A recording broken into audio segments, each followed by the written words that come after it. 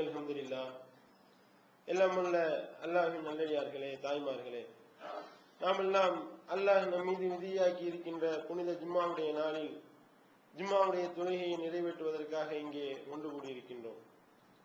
அல்லாஹ்வும் அவனுடைய தூதரும் காட்டி தந்த அடிப்படையில் இந்த ஜும்மாவை நிறைவேற்றுவதற்கு அருள் புரிந்த எல்லாம் உள்ள ஏக இறைவனுக்கே புகழ் அனைத்தும் என்று வல்ல இறைவனை போற்றி புகழ்ந்தவனாக என்னுடைய இந்த ஜும்மா உரையை ஆரம்பம் செய்கின்றேன். வல்ல இறைவன் தன்னுடைய திருமறையில நாம் இறந்ததற்கு பின்னால் நம்மை உயிர் கொடுத்து எழுப்பி விசாரிக்கப்படக்கூடிய மறுமை நாளை பற்றி பல இடங்களில் பல விதங்களில் நமக்கு கூறி காட்டுகின்றான். அதில் மிகவும் தெள்ளத் தெளிவாக ரத்தின சுருக்கமாக ஒரு இடத்தை அல்லாஹ் ஒரு இடத்தில் சொல்லி காட்டுகின்றான். ஒரு கேள்வியை கேட்டுவிட்டு அதே கேள்வியே திரும்பவும் கேட்டுவிட்டு அதற்குரிய பதிலை மிக ரத்தின சுருக்கமாக அல்லாஹ் நமக்கு கூறி காட்டுகின்றான். வமா அதிராக்க மா யௌமுத்தீன் சும்ம மா அதிராக்க மா யௌமுத்தீன்.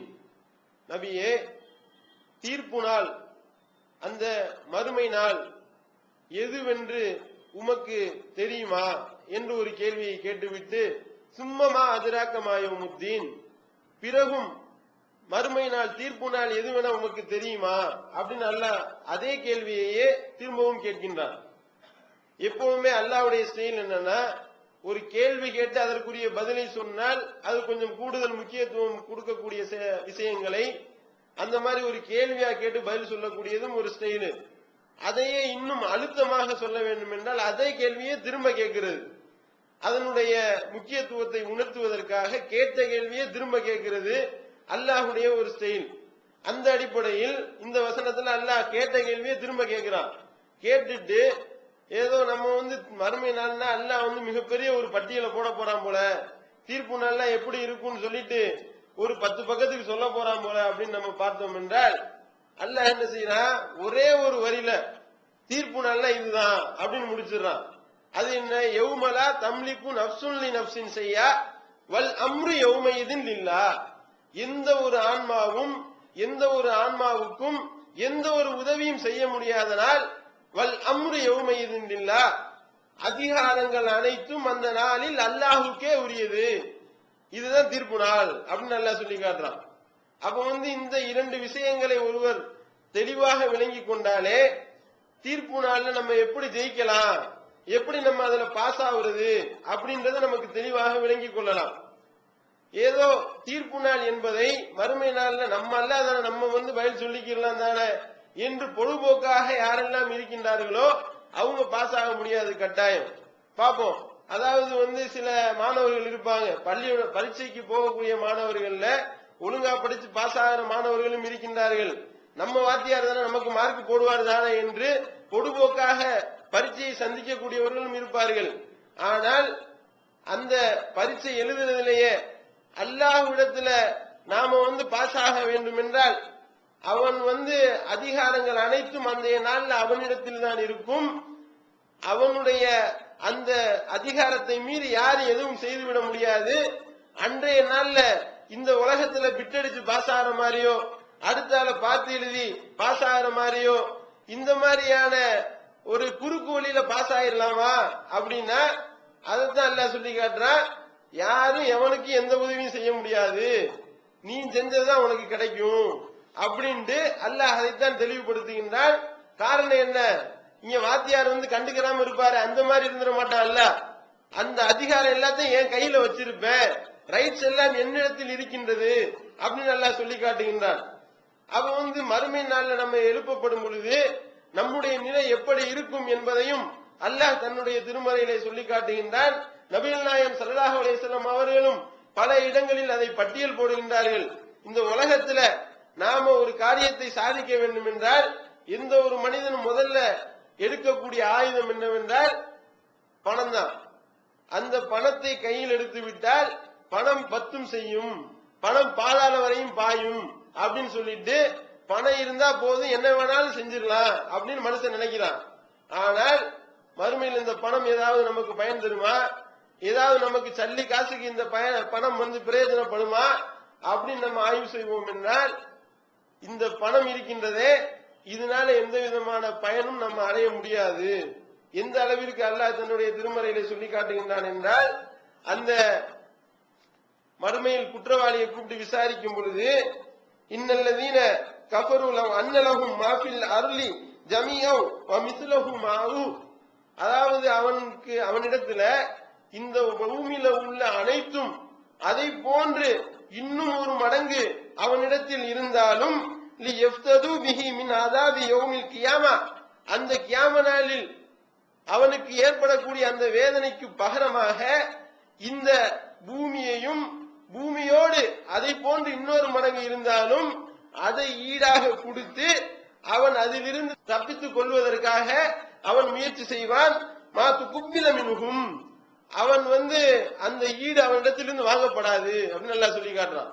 இந்த உலகத்துல காசு சம்பாதிக்கிறதுக்கு தான் எல்லா வேலையும் செய்யறான் மனுஷன். மார்க்கத்துக்கு முரணான செயல்களாக இருக்கட்டும், மார்க்கத்தை காலில் போட்டு மிதிப்பதாக இருக்கட்டும், அல்லாஹ்வையும் அல்லாஹ்வுடைய தூதரை மறப்பதாக இருக்கட்டும், எந்த ஒரு வேலையும் செய்யறதுக்கு காரணம் என்ன? அவன் காசு கண்ணை மறைப்பதுதான் காரணம். மறுமையில இந்த பூமியும் பூமியோடு சேர்ந்து இன்னொரு மடங்கு நமக்கு இருந்தாலும் சரி, நாம மறுமையில இதை கொடுத்து அந்த வேதனையிலிருந்து தப்பிச்சுக்கலாம் மனுஷன் நினைப்பானா. அப்படி நினைக்கும் பொழுது இந்த ஈடு நான் வாங்க மாட்டேன், இது செல்லாது அப்படின்னு சொல்லி அல்லாஹ் அதை தூக்கி போட்டு விடுவான் அப்படின்றத பாக்குறோம். அதே மாதிரி இன்னொரு இடத்துல அல்லாஹ் இன்னும் தெளிவாக சொல்லி காட்டுகின்றான், ஃபலை யுக்பல மின் அஹதிஹிம் மில்உல் அர்லி ذهب வரவித்ததா பிஹி, அந்த மறுமை நாளினுடைய அந்த வேதனைக்கு பகரமாக பூமி நிரம்ப தங்கத்தை கொடுத்தாவது அவன் வேதனையில் இருந்து விலக வேண்டும், காப்பாற்றிக் கொள்ள வேண்டும், தன்னை காப்பாற்றிக் கொள்ள வேண்டும் என்று மனிதன் விரும்புவான். பூமி நிரம்ப தங்கம்னா யோசிச்சு பாருங்க, எந்த அளவுக்கு ஒருத்தவன் முக்கி சம்பாதிச்சாலும் சில கோடிகளை தான் சம்பாதிக்க முடியும், எண்ணக்கூடிய அளவுக்கு தான் சம்பாதிக்கிறான். இந்த பூமியினுடைய எட்டை அளவுக்கு தங்கம் ஒருத்தவனுக்கு இருந்துச்சுன்னா சொல்லவே வேணாம். அவனை மாதிரி ஒரு பாக்கியசாலி வேற யாரும் இருக்க முடியாது. இந்த உலகத்துல நம்ம சும்மா தங்க வேட்டைன்னு ஒரு நிகழ்ச்சி போட்டா அதுல கிடைக்கிற 1 கிராம் 2 கிராம் அந்த தங்கத்துக்காகவே வாயை பிளந்துகிட்டு மக்கள் டிவியை பார்த்து கொண்டிருக்கின்றதையும் பாக்குறோம். டீலா நோட்டீலான்னு ஒரு நிகழ்ச்சியை போட்டு விடுறான். அதுல 1 லட்சம் 10,000 20,000 கொடுக்குறான்னு அதெல்லாம் சூதாட்டம் தான், ஒரு செட்டப் தான் பண்ணிக்கிட்டு இருக்கான். அதுல நம்ம இஸ்லாமிய மக்களும் புர்காவோட போய் கலந்து கொள்ளக்கூடியதெல்லாம் பாக்குறோம். என்னடா காரணம் என்றால், இந்த அற்பமான 10,000 20,000த்துக்கும் இவர்கள் அடிமையாகி இவர்கள் இந்த ஒரு அற்பமான இதுக்கு போறாங்கன்னா, மறுமையில பூமி அளவுக்கு தங்கத்தை ஒருவன் ஈடாக கொடுத்தாலும் அந்த ஈடு அவனிடத்திலிருந்து ஏற்கப்படாது. அப்ப இந்த செல்வம் ஏதாவது நமக்கு பயன் தருமா? மறுமையில நபிகள் நாயகம் ஸல்லல்லாஹு அலைஹி வஸல்லம் அவர்கள் இந்த ஒரு செய்தி அழகாக விவரிக்கின்றார்கள். எப்படி சொல்றாங்கன்னா, மறுமையில அந்த குற்றவாளியை விசாரிக்கும் பொழுது அல்லாஹ் கேட்பானா, அவனுக்கு நரகம்ன்றது முடிவாயிரும். அப்ப அல்லாஹ் கேட்பான், என்னுடைய அடியானே, நீ நான் சொன்ன மாதிரி நடக்கல, இப்ப ஒரு பேச்சுக்கு வச்சுக்கிருவோம், உன்னிடத்துல பூமியும் பூமி நிரம்ப தங்கம் இருப்பதாக நீ உன்னிடத்துல இருக்குன்னு வை, நீ என்ன செய்வ அப்படின்னு நல்லா கேட்பானா. அப்ப அந்த குற்றவாளி சொல்லுவான், அத நான் பணயமா கொடுத்து பிணையா கொடுத்து அதுல இருந்து என்னை காப்பாத்திடுவேன், நரகத்துல மட்டும் போட்டுறாத, பூமி அளவுக்கு தங்க இருந்தாலும் அதை நீ வச்சுக்கோ, என்னை விட்டுரு அப்படின்னு சொல்லுவானா.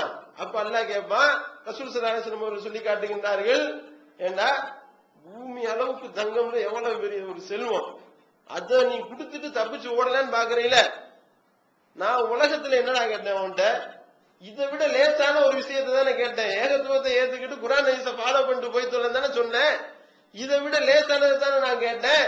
இப்போ பூமி அளவுக்கு தங்கத்தை எல்லாத்தையும் வச்சுக்கோ, என்னை விட்டுரு அப்படின்னு நீ என்னடா தப்பிக்கிற, இது ஏற்கப்படாது என்று அவனுக்கு நரகம் தீர்ப்பளிக்கப்படும் என்ற செய்தி புகாரியில ஆதாரப்பூர்வமான செய்தியாக பதிவு செய்யப்பட்டிருப்பதை பார்க்கிறோம். அப்ப இந்த செல்வம் என்பது எந்த சல்லி பைசாக்கு பிரயோஜனம் படாது, நம்முடைய அமல்கள் தான் நமக்கு பயனளிக்கும். அதே மாதிரி பார்க்கிறோம், உறவுகள்ன்றதை வச்சுதான் இந்த உலகத்துல நீ என்ன வேணாலும் செஞ்சு பாருவா பாப்போம் என்று ஒரு மனிதனுக்கு உத்வேகத்தை கொடுக்கக்கூடியது இந்த உறவு தான். தம்பி உடையான் படைக்கு அஞ்சான், தோல் கொடுப்பான் தோழன், இந்த மாதிரிலாம் போட்டு பழமொழியை சொல்லி வச்சிருக்கின்றார்கள். தம்பி உடையான் உணவு முஸ்லிம் சமுதாயத்தின் நம்பர் 1 தமிழ் வார இதழ். உறங்கி கிடந்த முஸ்லிம்களின் உணர்வுகளை தட்டி எழுப்பதில் 13 ஆண்டு கால வரலாற்று சாதனை படைத்த ஒரே இதழ் உணர்வு. செய்திகளின் நடுநிலைமை, விமர்சனங்களில் நேர்மை, சமுதாய செய்திகளுக்கு முன்னுரிமை, இஸ்லாத்தின் எதிரிகளை அடையாளம் காட்டுதல், அரசியல், ஆன்மீகம் பற்றிய கேள்விகளுக்கு ஆணித்தரமான பதில்கள், ஆய்வு கட்டுரைகள், பல சுவையான அம்சங்களுடன் வெளிவரும் உணர்வின் வாசக சமுத்திரத்தில் நீங்களும் சங்கமமாகுங்கள். ஆண்டு சந்தா உள்நாடு ரூபாய் 400, வெளிநாடு ரூபாய் 1300, தனி இதழ் ரூபாய் 8. உங்கள் டிராப்ட்களை Muslim media trust number 7 Vadamaraikkal street 2nd floor Mannadi Chennai 1 என்ற முகவரிக்கு அனுப்பி வையுங்கள். Email unarvu@readofmail.com. திருக்குரான் தமிழாக்கம் ஜெயினுலாபிதீன். அனைவருக்கும் புரியும் எளிய நடை. தேவைப்படும் வசனங்களுக்கு தெளிவான விளக்கங்கள். கலை சொற்களின் விளக்கங்கள். திருக்குரான் எவ்வாறு அருளப்பட்டது, எவ்வாறு தொகுக்கப்பட்டது என்பது குறித்து முழுமையான விளக்கம். நபிகள் நாயகம் ஸல்லல்லாஹு அலைஹி வஸல்லம் காலம் முதல் இன்று வரை குர்ஆன் பாதுகாக்கப்பட்ட வரலாறு. திருக்குரான் இறைவனின் வார்த்தைகள் என்பதற்கான அடுக்கடுக்கான ஆதாரங்கள். முந்தைய பதிப்புகளை விட மெருகூட்டப்பட்ட செய்திகள், கூடுதலான பக்கங்கள், அழகிய வடிவமைப்பு, உயர்தரமான பைண்டிங். விலை ரூபாய் 300 மட்டுமே. வெளியீடு மூன் பப்ளிகேஷன் நம்பர் 83/3, முதல் மாடி, மூர்தரு, மண்ணடி, சென்னை 1. போன் 65690810. அல்லாஹ் எப்படி சொல்லி காட்டான் தெரியுமா? ஃபைதா ஜாத்தி சாஹா யௌம யஃபிருல் மர்உ மின் அஹி வ உம்மிஹி வ அபி வ சாஹிபதிஹி வ பனி லிகுல்லி இம்ரியின் மின்ஹும் யௌமஇதின் ஸஅனுன் யுனி. அந்த ஒரு மிகப்பெரிய ஒரு சப்தம் ஏற்படக்கூடிய அந்த நாளில் மனிதன் விரண்டு ஓடுவான். எப்படி விரண்டு ஓடுவான்? யௌம யஃபிருல் மர்உ மின் அஹி. எடுத்தோனே அல்லாஹ் சகோதரன் தான் சொல்றான். தம்பியுடையான் படைக்கஞ்சான்னு சொல்லிட்டு இருந்தாங்கல்ல, நீ வா இப்ப வந்து பாப்போம், உன் சகோதரன் வருவான். அப்ப முதல்ல ஓடுறது அகிதான் ஓடுவான். உம்மிஹி வ அபி, அதுக்கடுத்து அவனுடைய சகோதரனை விட்டு விட்டு ஓடுவான், தன்னுடைய தாயை விட்டு விட்டு ஓடுவான், தன்னுடைய தந்தையை விட்டு விட்டு ஓடுவான், தன்னுடைய மனைவியை விட்டு விட்டு ஓடுவான், தன்னுடைய பிள்ளைகளை விட்டு விட்டு ஓடுவான். லிகுல்லி இம்ரியின் மின்ஹும் யௌமஇதின் ஸஅனுன் யுனி. அன்றைய தினம் ஒவ்வொருவருக்கும் அவர்களுடைய கவனத்தை ஈர்க்கக்கூடிய ஒரு காரியம் இருக்கும். என்ன மறுமை நாள், அல்லாஹ் நமக்கு என்ன செய்ய போறானோ, நமக்கு என்ன தீர்ப்பளிக்க போறானோ என்று ஒருவன் நினைத்துக் கொண்டிருப்பான அல்லாமல், யார் யாருக்காகவெல்லாம் இந்த மார்க்கத்தை வளைத்தானோ, யார் யாரோட எல்லாம் சந்தோஷமாக இருக்க வேண்டும் என்பதற்காக இந்த மார்க்கத்தை அழகு வைத்தானோ, அவர்கள் எல்லாம் இவர்களை விட்டு ஓடுவார்கள், இவன் அவர்களை விட்டு விட்டு ஓடுவான். இந்த உறவு ஏதாவது பயனளிச்சுச்சா? இந்த செல்வம் எப்படி உன்னுடைய செல்வம் எந்த பயனும் தரவில்லையோ அதை போன்று இந்த உறவு உனக்கு சல்லி பைசாக்கு பிரயோஜனம் இல்ல. நீ அவர்களை விட்டு விட்டு ஓடுவ. விட்டு விட்டு ஓடுறது மட்டுமல்ல, அல்லாஹ் இன்னொரு இடத்துல சொல்லி காட்டுகின்றான், அந்த வேதனை அவர்கள் காணக்கூடிய அந்த நாளில் மனிதன் சொல்லுவான், ஆஹா எனக்கு இந்த வேதனை ஏற்பட போகுதா, யா அல்லாஹ் இந்த வேதனைக்கு பகரமா என்னுடைய மனைவி இருக்கின்றாள், என்னுடைய பிள்ளைகள் இருக்கின்றார்கள், என்னுடைய உறவினர்கள் இருக்கின்றார்கள், என்னுடைய குடும்பத்தினர் இருக்கின்றார்கள், ஏன் இந்த உலகத்தில் உள்ள எல்லாரும் இருக்கிறான், எல்லாரையும் தூக்கி வினயமாக வைத்துக் கொண்டு என்னை இதிலிருந்து விட்டு விடு அப்படின்னு சொல்லுவான். அல்லாஹ் சொல்லி காட்டுகின்றான். அல் மாரித் என்ற அந்த அத்தியாயத்துல நம்ம பார்க்கிறோம். அப்போ யாருக்காகவெல்லாம் கண்ணே மணியே என்று கொஞ்சி வளர்த்து நாம மார்க்கத்துக்கு முரணாக பல வேலைகளை செஞ்சு அவர்களுக்காக அட்ஜஸ்ட்மெண்ட் பண்ணி போய் இந்த மார்க்கத்தை அழகு வைத்தோமோ, அவர்களை அழகு வைக்க மனிதன் தயாராக இருக்கக்கூடிய நிலை அங்கே இருக்கும். யோசிச்சு பாருங்க.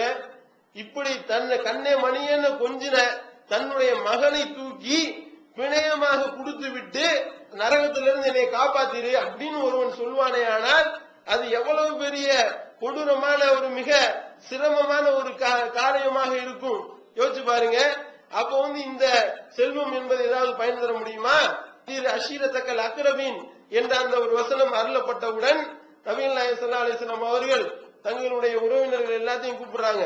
அப்துல் மனாஃபின் மக்களே, அப்துல் முத்தலிஃபின் மக்களே, அதே மாதிரி என்னுடைய மாமி சஃபியாவே, என்னுடைய மகள் ஃபாத்திமாவே அப்படின்னு எல்லாத்தையும் கூப்பிட்டு சொல்றாங்க, நீங்க இந்த சுவனத்திற்கு அல்லாஹ்விடத்துல இந்த சுவனத்துக்கு போகணும்னா அதற்கு பரம உங்களை நீங்களே வித்துருங்க அல்லாட்ட, அதாவது ஏகத்துவத்தை ஏற்றுக்கொள்ளுங்கள் என்பதை இலக்கிய ரீதியா சொல்றாங்க. ஆனால் நீங்க இப்படி செய்யாமல் இருப்பீர்களே, ஆனால் அல்லாஹ்விடத்திலிருந்து உங்களை என்னால காப்பாற்ற முடியாது. அதே மாதிரி என்னுடைய பெரிய தந்தை அப்பாஸே, இப்படியே கூப்பிட்டு ஒவ்வொரு ஆள் பேரையா கூப்பிட்டு சொல்றாங்க, நீங்க என்னிடத்துல எதை வேணாலும் கேட்டுக்கிறீங்க, நான் கொடுத்துருவேன் இந்த உலகத்துல. ஆனா மறுமையில உறவு என்பதை வச்சு உங்களுக்கு ஒண்ணும் செய்ய முடியாது, ஒண்ணும் நடக்க முடியாது அப்படின்னு சொல்லி காட்டுறாங்க. அதே மாதிரி என்னுடைய மகள் பாத்திமாவே அப்படின்னு கூப்பிட்டு சொல்றாங்க, இந்த உலகத்துல ஏதாவது செல்வம் வேணும்னா கேட்டுக்கோ, அதை நான் கொடுத்துடுறேன். ஆனால் மறுமையில உனக்கு எந்த ஒரு உதவியும் என்னால செய்ய முடியாது அப்படின்னு சொல்றாங்கன்னா, அல்லாஹ்வுடைய தூதர் அவங்களே அவருடைய மகளுக்கு எந்த ஒரு உதவியும் செய்ய முடியாதுன்னா நாம இந்த உறவுகள் நமக்கு பயனளிக்குமா? யோசிச்சு பாருங்க. அதே மாதிரி பாக்குறோம், செல்வம் பயனளிக்காது, அதே மாதிரி உறவுகள் பயனளிக்காது. சரி, இந்த பெரிய முல்லாக்கள் புல்லாக்கள் இவர்கள் ஏதாவது உதவிக்கு வருவார்களா அப்படின்னு நம்ம ஆய்வு செய்து பார்த்தோம் என்றால், அவர்களை வச்சுதான் ஏதோ சொர்க்கத்துல அவங்க நம்மளுடைய கையை பிடிச்சு நேரா கூட்டிட்டு போய் சொர்க்கத்துக்குள்ள விட்டுற மாதிரி அவுளியாக்களை நம்பி இருக்கின்றார்கள், பெரியார்களை நம்பி இருக்கின்றார்கள், இமாம்களை நம்பி இருக்கின்றார்கள். இவர்களால ஏதாவது முடியுமா அப்படின்னு நம்ம ஆய்வு செய்வோமே, ஆனால் அதுவும் வேலை நடக்காது. எப்படி அல்லாஹ் சொல்லி காட்டுகின்றான், மறுமையில் அவர்களுடைய முகங்கள் நரகத்துல போட்டு புரட்டப்படும் பொழுது அவர்கள் சொல்வார்கள், யா அல்லாஹ், நாங்க அல்லாஹ்வுக்கும் அல்லாஹ்வுடைய தூதருக்கும் கட்டுப்பட்டு இருக்க கூடாதா? நாங்க எங்கள்ல பெரியார்கள் இமாம்கள் அவர்களுக்கு நாங்கள் கட்டுப்பட்டு நடந்தோம், அவர்கள் எங்களை வழிகெடுத்து விட்டார்கள், அவர்களுக்கு நீ 2 மடங்கு தண்டனையை நீ வழங்குவாயாக அப்படின்னு சொல்லி நரகத்துல கிடக்கிறாரு. அந்த முல்லாக்களுக்காக துவா செய்வாங்களாம். எப்படி துவா செய்வாங்க? 2 மடங்கு தண்டனை கூட இவங்க தானே எங்களை நாசப்படுத்திட்டாங்க அப்படின்னு சொல்லி அல்லாஹ்விடத்துல நம்ம துவா செய்வோம். அந்த நரகத்துல கிடக்கக்கூடியவர்கள் துவா செய்வார்கள் அப்படின்னு சொன்னா, அப்ப இந்த பெரியார் ஏதாவது நம்மளால காப்பாற்ற முடியுமா? இந்த பெரியார் நம்மளை காப்பாத்துவாரா? அதாவது இன்னும் ஒருபடி மேல போய் அவர்கள் நல்லவர்களா இல்லையான்றது 2வது விஷயம். நல்லவர்களாக இருக்கக்கூடிய நபிமார்கள் அவர்கள் ஏதாவது நமக்கு உதவ முடியுமா? அவர்கள் அவர்களுடைய உறவினர்களுக்கு உதவுவார்களா? அந்த ஒரு பட்டியலே அல்லாஹ் போட்டு காட்டுறான். இப்ராஹிம் அலைஹிஸ்ஸலாம் அவர்களுடைய தந்தை ஆசிருக்கு ஏதாவது ஒரு உதவி செய்ய முடியுதா? அவர் என்ன செஞ்சாரு? பாவம் மன்னிப்பு கேட்கலாம் அப்படின்னு சொல்லிட்டு ஒரு வாக்குறுதி கொடுத்தாங்க. நான் தந்தையே உங்களுக்காக நான் பாவ மன்னிப்பு கேட்கிறேன் அப்படின்னு சொல்லி ஒரு வாக்குறுதி கொடுத்தாங்க. அந்த வாக்குறுதிக்காக பாவ மன்னிப்பு கேட்டாங்க. ஆனால் அல்லாஹ் கண்டிச்சுட்டான். இது இந்த வேலை வச்சுக்கிற கூடாது. அவர் அல்லாஹ்வுடைய எதிரின்னு தெரிஞ்சவனையும் அதிலிருந்து அவர் விலகி கொண்டார். இப்ராஹிம் அலைஹிஸ்ஸலாம் அவர்களை முன்மாதிரியா சொல்லக்கூடிய அல்லாஹ் என்ன சொல்லி காட்டுகின்றார்? எல்லா விஷயத்திலும் அவர் முன்மாதிரியா இருக்கின்றார். அவருடைய தந்தைக்கு அவர் பாவ மன்னிப்பு தேடிய விஷயத்துல மட்டும் அவர் முன்மாதிரி கிடையாது அப்படின்னு சொல்லக்கூடிய செய்தியை பார்க்கிறோம். நூஹ் அலைஹிஸ்ஸலாம் அவர்கள், நூஹ் நபியினுடைய மனைவி ஏகத்துவத்தை ஏற்றுக்கொள்ளவில்லை. லூத் அலைஹிஸ்ஸலாம் அவர்கள், அவர்களுடைய மனைவி ஏகத்துவத்தை ஏற்றுக்கொள்ளவில்லை. அல்லாஹ் எப்படி சொல்லி காட்டுறான்? நூஹும் லூத்தும் நமக்கு சிறந்த அடியார்களாக இருந்தார்கள். ஆனால் அவர்களுடைய மனைவியர் இருவரும் கெட்ட பெண்களாக இருந்தார்கள். அவர்கள் தீயவர்களாக இருந்ததை, அவர்கள் நரகம் என்று அல்லாஹ் விதித்ததை இவர்கள் நபியா இருந்து எதுவும் செய்ய முடியாது. எந்த ஒரு அந்த தண்டனையிலிருந்து எதையும் ஒன்றையும் குறைக்கவில்லை. அவர்கள் தூதராக இருந்தும் எதுவும் அவங்களுக்கு ஒன்னும் வேலை நடக்காது அப்படின்னு நல்லா சொல்லி காட்டுறான். அதே மாதிரி நூஹ் அலைஹிஸ்ஸலாமுடைய மகன், அவருக்கு நூஹ் அலைஹிஸ்ஸலாம் அவருக்கு ரெக்கமெண்ட் பண்ணாங்க, இவன் குடும்பத்தை சேர்ந்தவனே கிடையாது அப்படின்றான் அல்லாஹ். பெத்த மகனே அல்லாஹ் என்ன சொல்லி காட்டுறான்? இவர் உன் குடும்பத்தை சேர்ந்த ஆள் கிடையாது, நீ மூடத்தனமா பேசாதே என்று அல்லாஹ் கண்டிக்கின்றான். அவர் நான் தெரியாம பேசிட்டேன், தெரியாம கேட்டு விட்டேன், எனக்கு நானே அநியாயம் இழைத்து விட்டேன், நீ என்னை மன்னித்து அருள் புரியாவிட்டால் நான் அநியாயம் இழைத்தவன் ஆகி விடுவேன் அப்படின்னு சொல்லி அவர் சரண்டர் ஆறத பாக்குறோம். அப்ப இப்ராஹிம் அலைஹிஸ்ஸலாம் அவர்களால முடியல, நூஹ் அலைஹிஸ்ஸலாம் அவர்களால முடியல, லூத் அலைஹிஸ்ஸலாம் அவர்களால முடியல.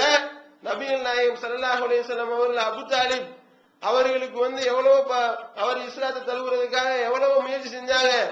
மறுமையில் அவங்களை காப்பாற்ற முடியுமா?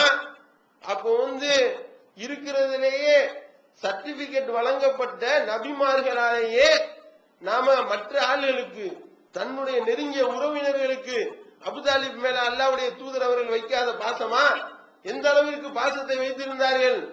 அவர்கள் இறந்தவுடனே அழுகிறாங்க, ஆக இந்த மாதிரி ஏத்துக்கொள்ளாம போயிட்டாங்களே. அல்லாஹ், நீ நாடியவர்களுக்கு நேர்வழி கிடைக்க முடியாது, கொடுக்க முடியாது, நான் யாருக்கு நாடுறேன் அவனுக்கு தான், அவர்களுக்கு தான் நேர்வழி காட்ட முடியும் அல்லாஹ் சொல்லி காட்டுகின்றான்.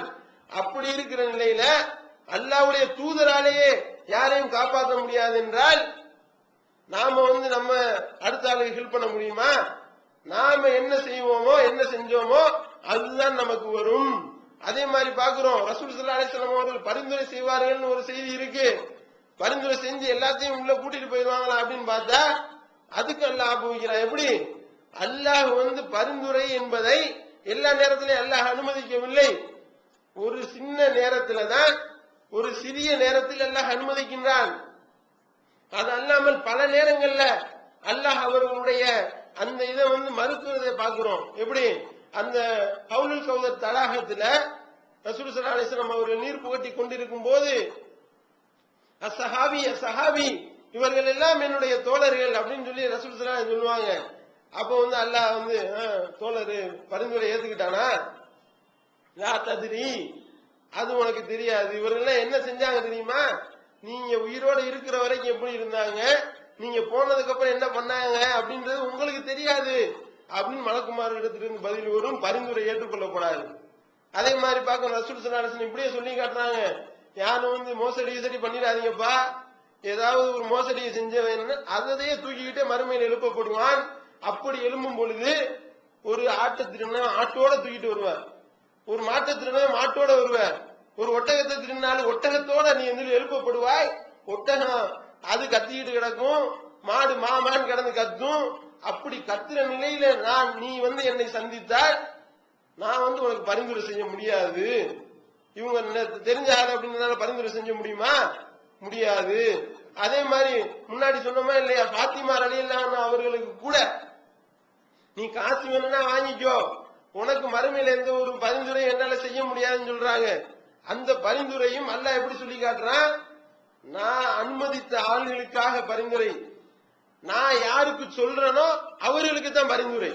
மூன் பப்ளிகேஷன்ஸ் வெளியீடுகள்: இஸ்லாமிய அடிப்படை கல்வி, திருமுறையின் தோற்றுவாய், திருக்குரானில் அறிவியல் சான்றுகள் பாகம் 1, அர்த்தமுள்ள கேள்விகளும் அறிவுபூர்வமான பதில்களும், குரான் கூறும் ஓரிரை கொள்கை, நபி வழியில் தொழுகை சட்டங்கள், மாமனிதர் நபிகள் நாயகம், குரான் மட்டும் போதுமா, ஹதீஸ்கள் குரானுக்கு முரண்படுமா, அழகிய இஸ்லாமிய பெயர்கள், இதுதான் பைபிள், ஜனாசாவின் சட்டங்கள், ஏகத்துவமும் இணை வைப்பும், திருக்குரானின் அறிவியல் சான்றுகள் பாகம் 2, இஸ்லாம் பெண்கள் உரிமையை பறிக்கிறதா, பிறை ஓர் விளக்கம், இஸ்லாம் ஓர் இனிய மார்க்கம், நபி தோழியர் வரலாறு, குற்றச்சாட்டுகளும் பதில்களும், நோன்பு, இயேசு இறைமகனா, வருமுன் உரைத்த இஸ்லாம், உண்மை தோழர் அபூபக்கர் அலி, பெண்களுக்கான நபி வழி சட்டங்கள், அறிவுச்சுடர் அன்னை ஐசார் அலி, இஸ்லாத்தில் சொர்க்கம் நரகம், நபி தோழர்களும் நமது நிலையும், துவாக்களின் தொகுப்பு, முகைதீன் மௌலிது ஒரு ஆய்வு, குரானை எளிதில் ஓதிட, நபிகள் நாயகம் பல திருமணம் செய்தது ஏன், யாக்குத்பா ஒரு ஆய்வு, நபி வழியில் நம்ஹஜ், நபி வழியில் குழந்தை வளர்ப்பு, தராவி தொழுகை ஒரு ஆய்வு, ஜக்காத் ஒரு ஆய்வு, இஸ்லாத்தில் இல்லறம், கியாமத் நாளின் 10 அடையாளங்கள், நபிகளாரின் நற்போதனைகள், மன்னரை வாழ்க்கை,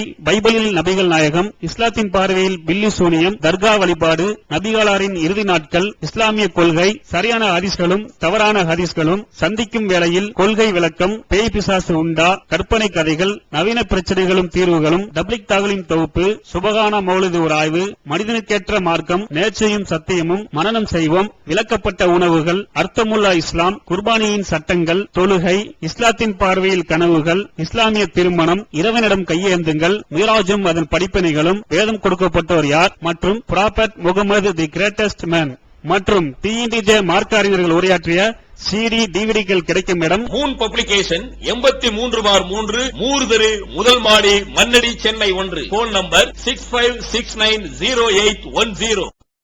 வெளிவந்துவிட்டது இஸ்லாம் கூறும் குடும்பவியல் ரமலான் மாதம் தொடர் சொற்பொழிவு 5 டிவிடிகளாக விலை ரூபாய் 150 மட்டுமே. கூரியர் செலவு தனி. கிடைக்கும் இடம் TNTJ வீடியோ விஷன் நம்பர் 30 அரமனைக்காரன் தெரு மண்ணடி சென்னை 1. அல்லாவே ஆளை காட்டுவான். பரிந்துரை அனுமதிக்கிறது அல்லாதான், யாருக்கு பரிந்துரை செய்யணும்னு அல்லாதான் முடிவு செய்வான். அப்படி அல்லாஹ் தன்னுடைய திருமறையை சொல்லி காட்டுறான். அப்போ அல்லாஹ் யார் யாருக்கு சொன்னானோ அவர்களுக்குத்தான் அந்த பரிந்துரை எடுபடும். அது கூட அல்லாஹ் ஒரு ஃபார்மாலிட்டிக்கு தான் செய்யறான்றத குர்ஆன் ஹதீஸ்ல இருந்து நம்ம விளங்கிக் கொள்கின்றோம். அப்ப இந்த பரிந்துரையும் எடுபடாது. அதே மாதிரி பாக்குறோம், செல்வம் பயனளிக்கல, உறவு பயனளிக்கல, பெரியவர்கள் நபிமார்கள் யாரும் நமக்கு உதவி செய்ய முடியாது என்றால் நமக்கு நாமே ஏதாவது உதவி செய்து கொள்ள முடியுமா அப்படின்னு நம்ம பார்த்தோம்னா நமக்கு நாமே உதவி செய்து கொள்ளவும் முடியாது. நாம நம்முடைய கைகால வச்சு என்னத்தையா தப்பிச்சு ஓடி போயிடலாமா அப்படின்னு பார்த்தோம்னா அதுவும் வேலையாவாது.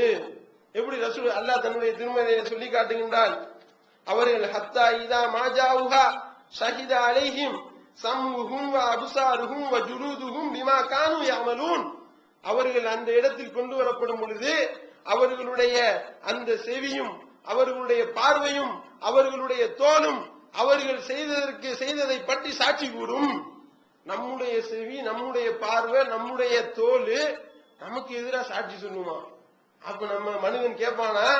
எப்படி கேட்பான்? வகாலூலி ஜுலூதிஹிம் லிம ஷஹித்தும் அலைனா, நீங்க எனக்கு எதிராக சாட்சி சொன்னீங்க அப்படின்னு சொல்லி, யாருக்கு எதிராக சாட்சி சொல்லப்பட்டதோ, எந்த செவி சாட்சி சொன்னதோ, எந்த பார்வை சாட்சி சொன்னதோ, எந்த தோல் சாட்சி சொன்னதோ, அந்த தோலை பார்த்து கேட்பா, எனக்கு எதிராக சாட்சி சொல்லிட்டீங்களே, ஏன் சாட்சி கூறினீர்கள் அப்படின்னு அவன் கேட்கும் பொழுது அந்த தோல் பேசும். எப்படி பேசும்? காலு அன்தக நல்லாஹுல்லதி அன்தக குல்ல ஷைஇன். இன்றைய தினம் எல்லாரையும் பேச வைத்த அல்லாஹ் தான் என்னையும் பேச வைத்தான். வஹுவ ஹலகக்கும் அவ்வள மர்ரத்தின் இலைஹி துர்ஜாஊன். அவன் தான் உன்னை முதல்ல படைச்சான், அவன்கிட்ட நீ திரும்பி வந்திருக்க அப்படின்னு அந்த தோல் சொல்லும். நமக்கு எதிராக நம்மளே சாட்சி சொல்லுவோம்னா நம்ம எப்படி காப்பாற்ற முடியும்? நம்மள யோசிச்சு பாருங்க. ரசூல் ஸல்லல்லாஹு அலைஹி வஸல்லம் ஒரு தடவை அப்படி உட்கார்ந்து இருந்த மாதிரி திடீர்னு சிரிக்கிறாங்க. முஸ்லிம்ல வரக்கூடிய ஆதாரபூர்வமான செய்தியை பார்க்கிறோம்.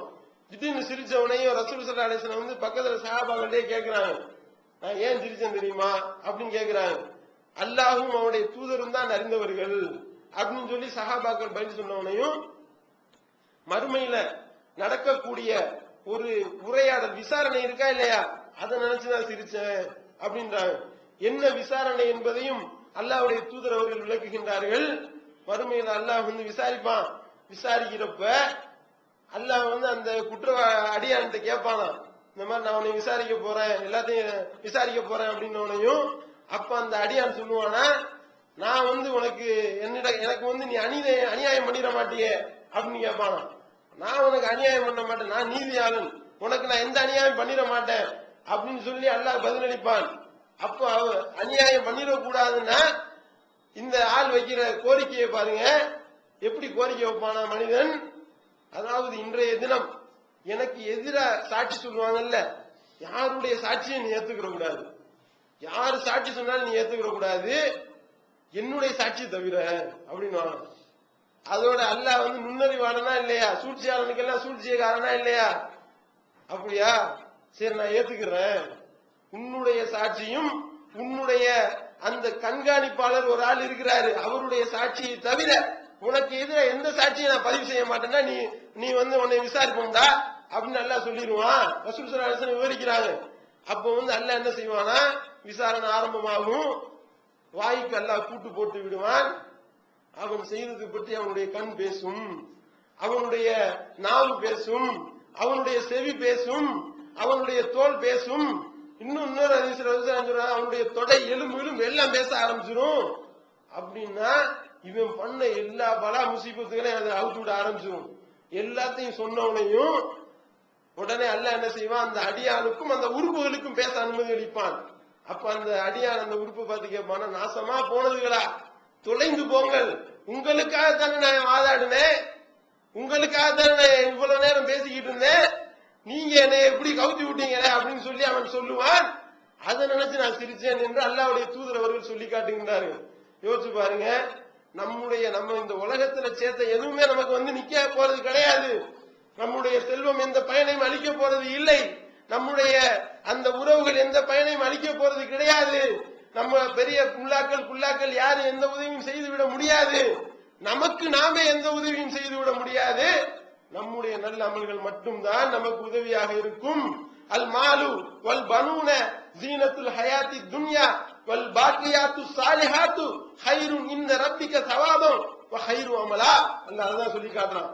இந்த செல்வங்களும் இந்த பிள்ளைகளும் உங்களுடைய மக்கள் செல்வம் உங்களுடைய பொருள்களும் இருக்கின்றதே, இது வெறும் கவர்ச்சி, இது நிக்காது. நீ வந்து செய்யக்கூடிய நிலையான நல்ல அறங்கள் இருக்கின்றதே, அந்த நிலையான நல்லறங்கள் மட்டும்தான் எதிர்பார்க்கப்படுவதில் சிறந்ததும் கூலியில் சிறந்ததுமாக இருக்கும் அப்படின்னு நல்லா சொல்லி காட்டானா சாதாரணமா சொல்றான். இந்த அமல்களை வைத்துத்தான் ஒருவன் சோனம் போக முடியுமே ஒழிய அடுத்த முதுகுல ஏறி சவாரி செஞ்சு உள்ள போயிடலாம், அடுத்தவனை பார்த்து பிட்டடிச்சு உள்ள போயிடலாம், அதே மாதிரி கெஞ்சி கூத்தாடி உள்ள போயிடலாம் என்றால் முடியாது. அல்லாஹ்வுடைய தனிப்பெரும் கருணை இருக்க வேண்டும், அவனுடைய அமலும் இருக்க வேண்டும். அப்பொழுதுதான் ஒருவன் மறுமையில் வெற்றி பெற முடியும் என்று கூறி என்னுடைய இந்த முதல் உரையை நிறைவு செய்கின்றேன். வாயுதமான அல்ஹம்துலில்லாஹி ரப்பில் ஆலமீன். அல்லாஹு